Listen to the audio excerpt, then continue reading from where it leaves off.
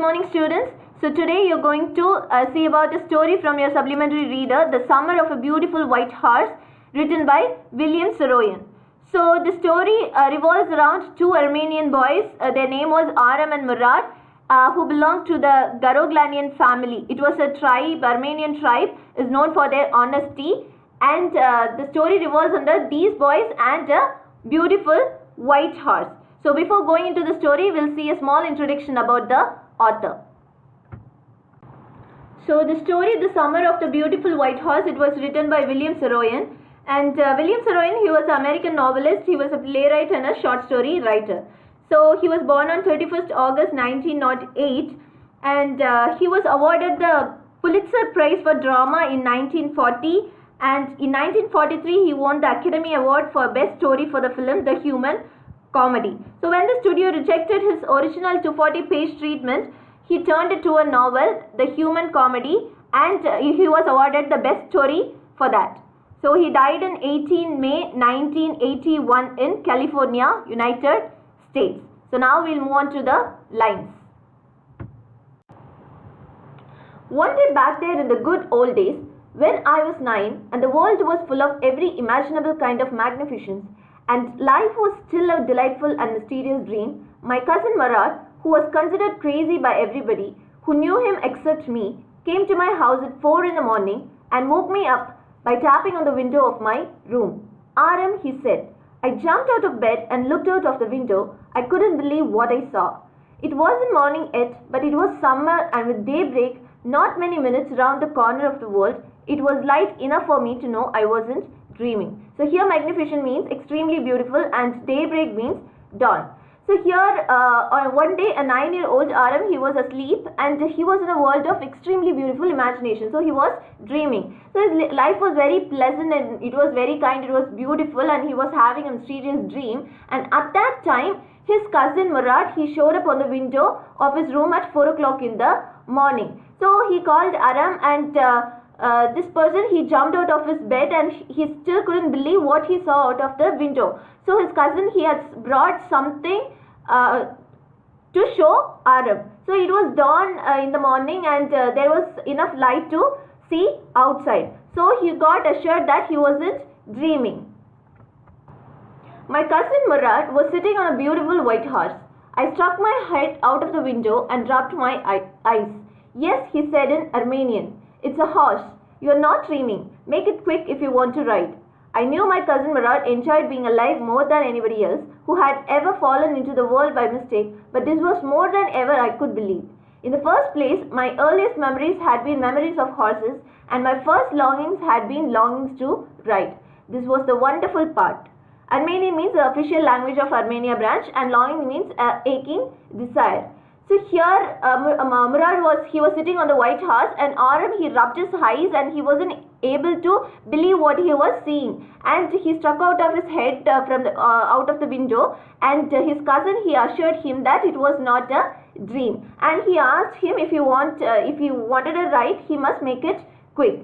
And this person Murad, he was the type of person who enjoyed being alive, but he couldn't believe that he was seeing a horse in front of him. So Aram's, his earliest memory was of horses, and he always wanted to ride one. So this was a wonderful part that he was actually going to ride a horse for real.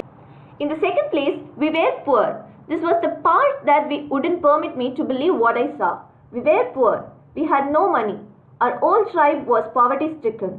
Every branch of the Garoglanian family was living in the most amazing and comical poverty in the world. Nobody could understand where we ever got money enough to keep us with food in our bellies, not even the old man of the family.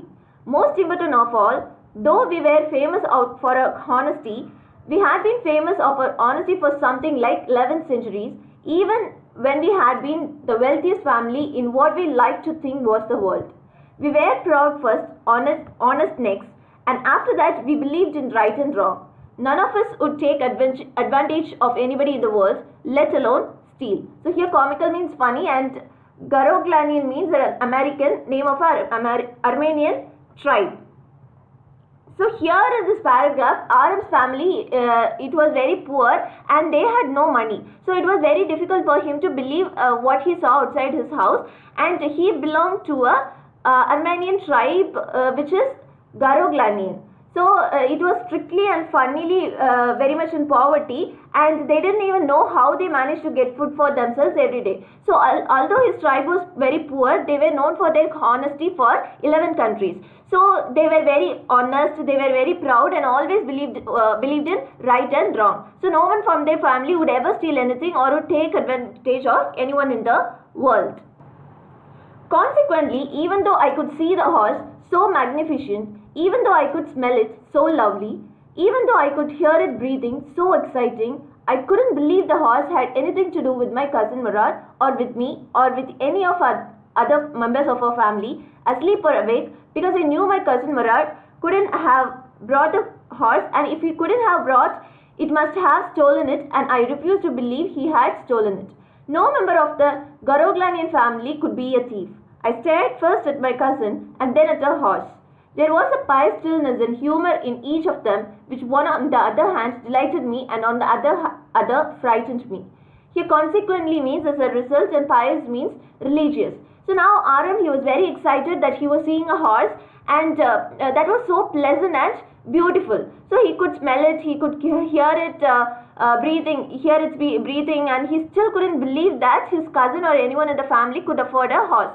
So he was thinking if his cousin Murad, he has stolen the horse, but he wasn't able to believe because he thought that no one in his family could be a thief because they are from such kind of tribe. So he stared at his cousin and then at the horse, and there was a religious motionless and wittiness in both his cousin and the horse, as one charmed him and the other scared him. So he was, at the same time, he was charmed on seeing the horse, and other side he was frightened.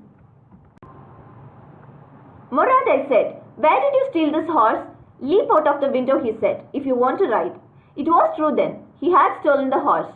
There was no question about it, and he had come to invite me to ride or not as I choose. Well, it seemed to me stealing a horse for a ride was not the same thing as stealing something else, such as money. For all I knew, maybe it wasn't stealing at all. If you were crazy about horses, the way my cousin Murad and I were, it wasn't stealing. It wouldn't become stealing until we offered to sell the horse, which of course I know we would never do. Let me put on some clothes, I said. All right, he said, but hurry. I leaped into my clothes, I jumped onto the yard from the window and leaped up onto the horse behind my cousin Murad. Leaped out means jumped from a place. So he asked his cousin if he had stolen the horse, and he replied that if he wants a ride, he must jump out of the window. So now Aram, he was convinced that the horse was stolen by Murad. So he came to visit him to ask him to ride with him, and Aram tried to convince himself that it was not same as stealing money, as they both were so crazy about riding a horse. So he thought that it would not be called stealing until they decide to sell it, which they would never do. So Aram, he said that he will wear some clothes and will come outside. So he jumped down to his yard from his room's window, and he sat on the horse behind his cousin. That year we lived at the edge of the town on Walnut Avenue. Behind our house was the country, vineyards, orchids, irrigation ditches and country roads.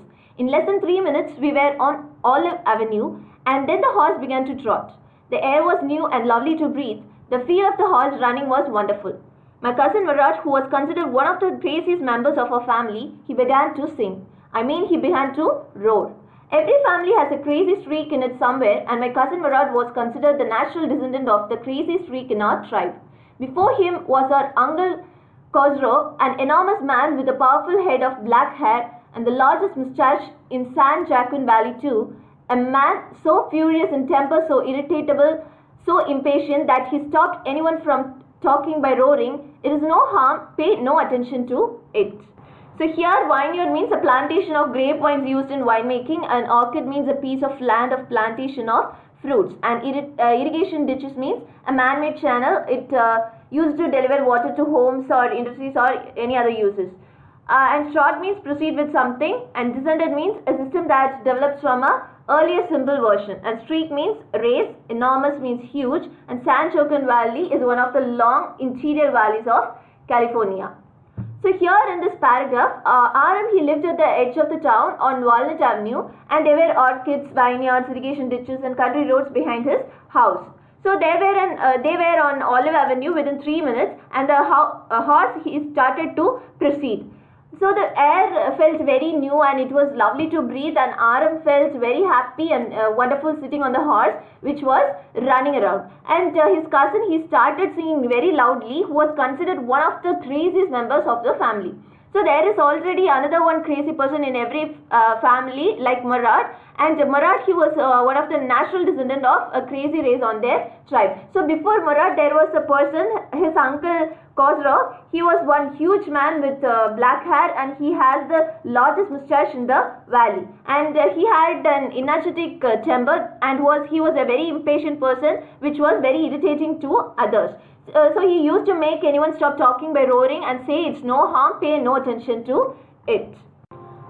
That was all. No matter what anybody happened to be talking about, once it was his own son Arik running 8 blocks to the barber shop where his father was having his mustache trimmed to tell him their house was on fire. This man Khosrow sat up in the chair and wrote, "It's no harm, pay no attention to it." The barber said, "But the boy says your house is on fire." So Khosrow wrote, "Enough, it's no harm, I say." My cousin Murat was considered the natural descendant of this man, although Murat's father was Zorab, who was practical and nothing else. That's how it was in our tribe.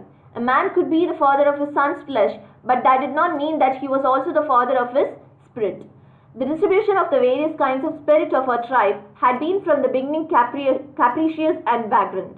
We wrote, and my cousin Murat sang, for all anybody knew we were still in the old country, where at least according to some of our neighbors we belonged. We let the horse run as long as it felt like running.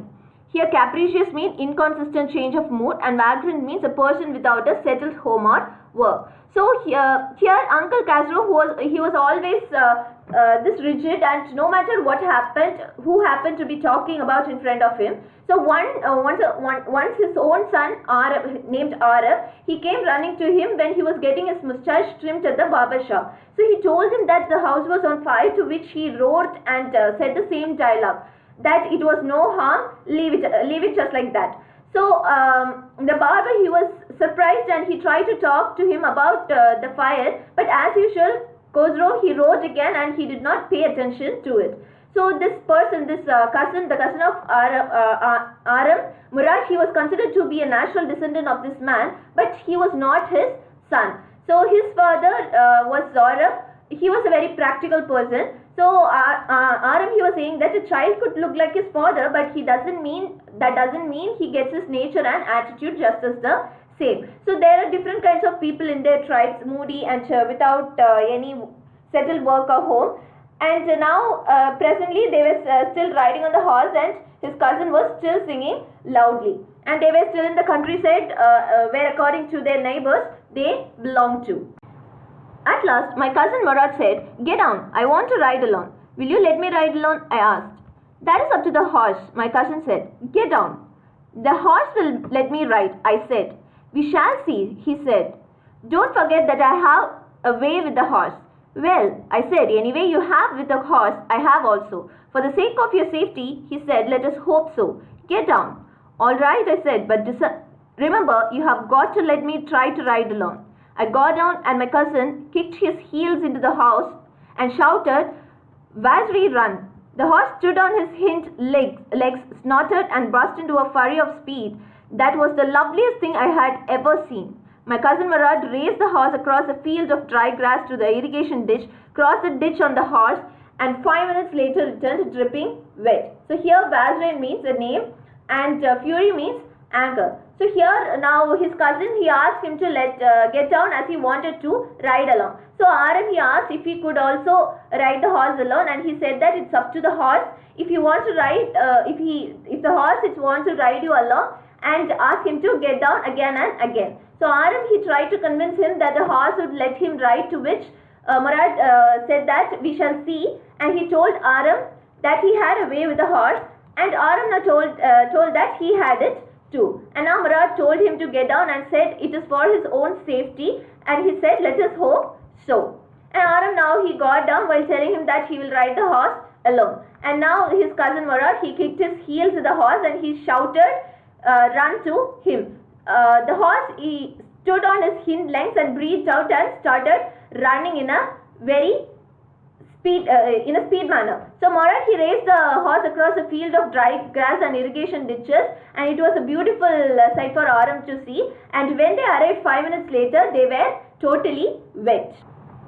The sun was coming up. Now it's my turn to ride, I said. My cousin Murad got off the horse. Ride, he said. I leaped to the back of the horse, and for a moment I knew the most awful fear imaginable. The horse did not move. Kick into his muscles, my cousin Murad said. What are you waiting for? We have got to take him back before anybody in the world is up and about. I kicked into the muscles of the horse. Once again it reared and snorted. Then it began to run. I didn't know what to do. Instead of running across the field to the irrigation ditch, the horse ran down to the road to the vineyard of Digran Halabian, where it began to leap over vines. The horse leaped over 7 vines before I fell. Then it continued running. My cousin Murad came running down the road. I'm not worried about you, he shouted. We have got to get the horse. You got this way and I'll go this way. If you came upon him, be kindly, I'll be near. Here reared means raised and snorted means breathed out. So the sun was almost up, and Aram, he told him that it was his turn to ride. And his cousin Murad, he got off, and Aram sat on the horse, and suddenly he was very fearful and the horse did not move. And his cousin, he tried to guide him by saying that he should try to kick into his muscles, and told him that he should hurry because they need to take him back before everyone wakes up. So Aram, he kicked into the muscles of the horse, to which the horse again raised and breathed out. The horse began to run, and after that Aram didn't know what to do next. And the horse, it started going downwards the road that leads to the vineyard of Digran Halabian, and it began to move over the vines, and Aram fell down from the horse. So the horse now, it didn't stop and it continued to run, and Murad came running down the roads towards him. Now Murad, he got super angry, and he told him that he was not worried about him, but they need to find the horse. And they both went in different ways to find him. So he instructed Aram to be kind if he saw him anywhere. Him here means the horse. I continued down the road, and my cousin Murad went across the field toward the irrigation ditch. It took him half an hour to find the horse and bring him back. All right, he said, jump on. The whole world is awake now. What will you do? I said. Well, he said, we'll either take him back or hide him until tomorrow morning. He didn't sound worried, and I know he would hide him and not take him back.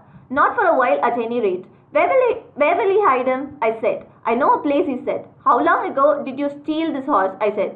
It suddenly dawned onto me that he had been taking these early morning rides for some time and had come for me this morning only because he knew how much I longed to ride. So here dawn means appeared. So Aram, he looked for the horse down the road, and Murad went towards the irrigation ditch. So he came back after 30 minutes with the horse, and he told him to jump over as the whole world was awake by then. So Aram, he asked what would it do, to which Murad, he replied him about two options: take him back or hide him until tomorrow. So Murad, he was not worried, and Aram, now he realized that Murad would hide him somewhere and not take him back for a while. So Aram, he asked him where Murad would hide him, and Murad told him about a place he knew which would be a perfect hidden spot. So Aram, he was very curious, so he asked him when he stole the horse, and it appears, and he realized that Murad had been taking the horse for morning ride for quite some time. He realized that he showed up this morning to ask Aram to ride along because he knew that he was longing to ride horse also. Who said anything about stealing a horse? He said. Anyhow, I said, how long ago did you begin riding every morning? Not until this morning, he said. Are you telling the truth? I said. Of course not, he said. If we were found out, that's what you're going to say. I don't want both of us to be liars. All you know is that we started riding this morning. All right, I said. He walked the horse quietly to the barn of a deserted vineyard, which at one time had been the pride of a farmer named Fetwajian. There were some oats and dry alfalfa in the barn, We began walking home. It wasn't easy, he said, to get the horse to behave so nicely. At first it wanted to run wild, but as I have told you, I have a way with the horse. I can get it to want to do anything I want it to. Horse understands me. So alfalfa means a flowering plant. So here Murad, he shut him down by asking a counter question about who talks about stealing a horse. So Arif, he tried to change the question by asking since how long he was riding the horse every morning, and he told him that that morning was the first time. So Arif, he was not convinced, and he asked him again if he was telling the truth. So Murad, now he said that if anyone asked him, he should say that it was true, and he further added that he didn't want them to be, both of them to be liars. So he's saying like this. So Arif, he now agreed to what Murad is saying, and both of them, they walked the horse quickly towards the barn of a deserted vineyard. So it belonged to a farmer named Bet Vajian, and the barn, it had some oats and alfalfa. Alfalfa is a flowering plant. So they started walking home, and Murad, he told Arif that it was not easy to get a horse to behave nicely, as it wanted to run wild at first. So he told him again that he had a way with the horse, and he could get them to do whatever he wants to do because the horse understands him. How do you do it? I said. I have an understanding with the horse, he said. Yes, but what sort of understanding? I said. A simple and honest one, he said. Well, I wish I know how to reach an understanding like that with the horse. You're still a small boy, he said. When you get to be 13, you'll know how to do it. I went home and ate a hearty breakfast. That afternoon, my uncle Khosrow came to our house for coffee and cigarettes. He sat in the parlor, sipping and smoking and remembering the old country. Then another visitor arrived, a farmer named John Bro, an Austrian who out of loneliness had learned to speak Armenian. My mother brought the lonely visitor coffee and tobacco, and he rolled a cigarette and sipped and smoked. And then at last, sighing badly, he said, My white horse which was stolen last month is still gone. I cannot understand it. My uncle Khosrow became very irritated, and he shouted, It's no harm. What's the loss of a horse? Haven't we all lost homeland? What is this crying over a horse? So here parlor means a sitting space in the house. So Aram, he amusingly, he asked him how he controlled the horse, and he was very curious to know. So to which Muram, he says that he has an understanding with the horse, and Aram, he asked what sort of understanding did we have with the horse. So Marat, he tells him that it's a simple and honest one, and Aram, he says that he would also like to know how to have understanding with the horse. And now he assures Aram by saying that he is still a small boy, so he will learn when he will be 13 years old. So Aram, now he went home and he ate his breakfast, and at that day his uncle Khosrow, he visited his house for coffee and some cigarettes. So he sat in the parlor, the sitting space in his house, and he was remembering the old country when a person came to visit him. So the person who came to visit him, his name was John Bro. He was a farmer who learned to speak Armenian because of loneliness. So his mother, now he brought Byro some coffee and tobacco, and he sipped and smoked, and he told him about his missing white horse, which was stolen last month, and he is not able to find it. So now on hearing this, Khosrow, his uncle Khosrow, he wrote again, and he said that it was no harm, and he shouted why he was crying over the lost house when they had lost their homeland. That may be all right for you, a city dweller, to say, John Byro said. But what of my surrey? What good is a surrey without a horse? Pay no attention to it, my uncle Khosrow wrote. I walked 10 miles to get here, John Byro said. You have legs, my uncle Khosrow shouted. My left leg pains me, the farmer said. Pay no attention to it, my uncle Khosrow wrote. That horse cost me $60, the farmer said. I spit on money, my uncle Khosrow said. He got up and stalked out of the house, slamming the screen door. My mother explained. He has a gentle heart, she said. It is simply that he is homesick and such a large man.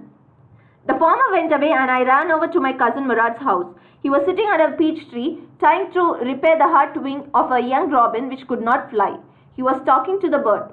What is it? He said. The farmer John Byro, I said. He visited our house. He wants his horse. You have had it a month. I want you to promise not to take it back until I learn to ride.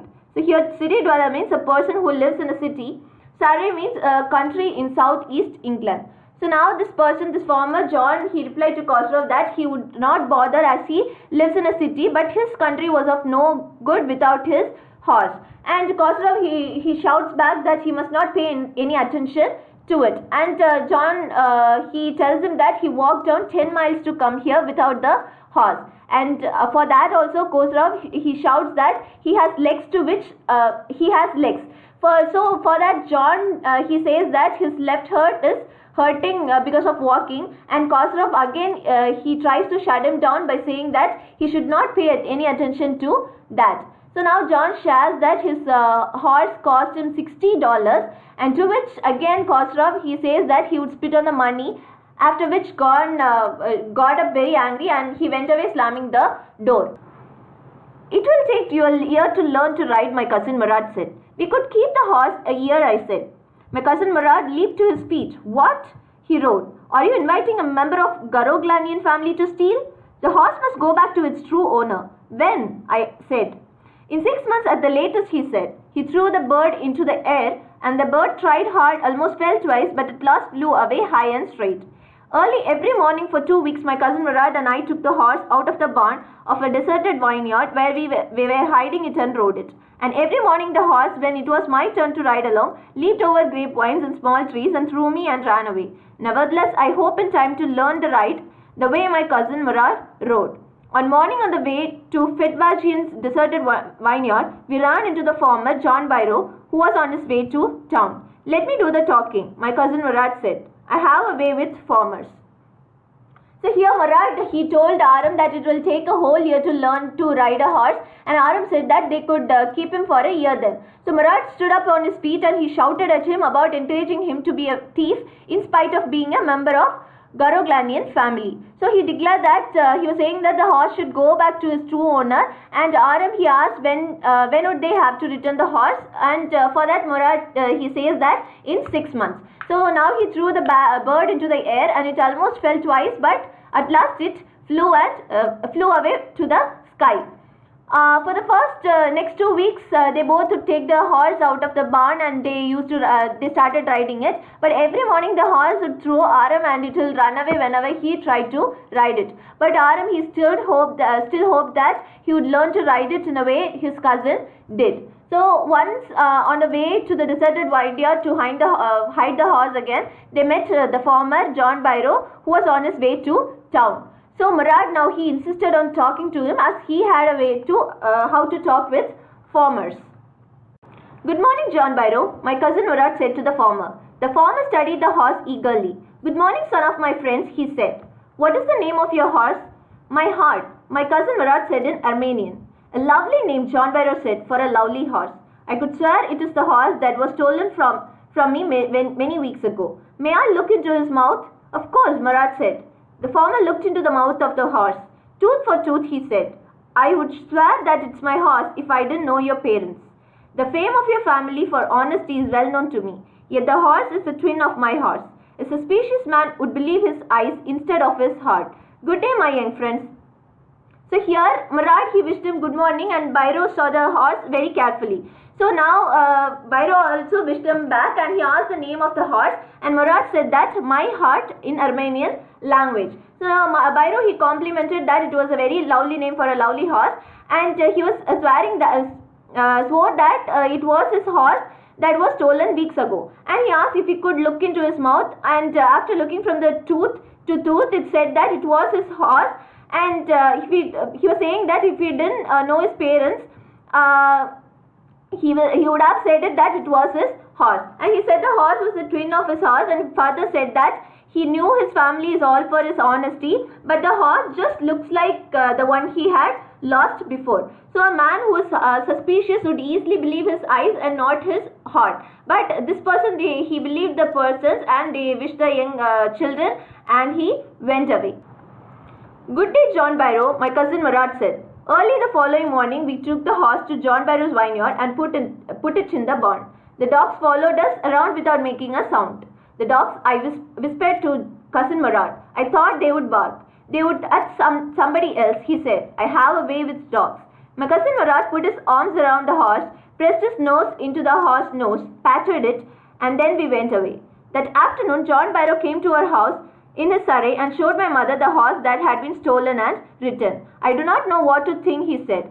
The horse is stronger than ever, better tempered too. I thank God. My uncle Khosrow, who was in the parlor, became irritated and shouted, "Quiet, man, quiet. Your horse has been ridden. Pay no attention to it." So now here Murad, he wished him back, and the next morning they took the horse back to John Barrow's vineyard, and they put it back into his barn. So the dogs followed them around without making any sound, and Murad, he was replying that they would not bark at them because he had a way with dogs, because he has already trained the dogs not to bark at them. So now Murad, he put his arms around the horse, he pressed his nose into the horse's nose, and he patted him, and they went away. So at the same afternoon, John came back to Aram's house in his surrey, and he showed his mother that his horse that ridden. So he said that he didn't know what to think, as because the horse has much stronger now with a better temper. So he thanked God, and while he was talking, Uncle Khosrow, who was in a parlor, again he got irritated, and he shouted, "Quiet, man, quiet! Your horse has been ridden, so don't pay no attention to it." So this is how the story ends, and I hope you guys understood the story very well. Thank you so much for listening, students. Have a great day ahead, and we'll see you in the next class.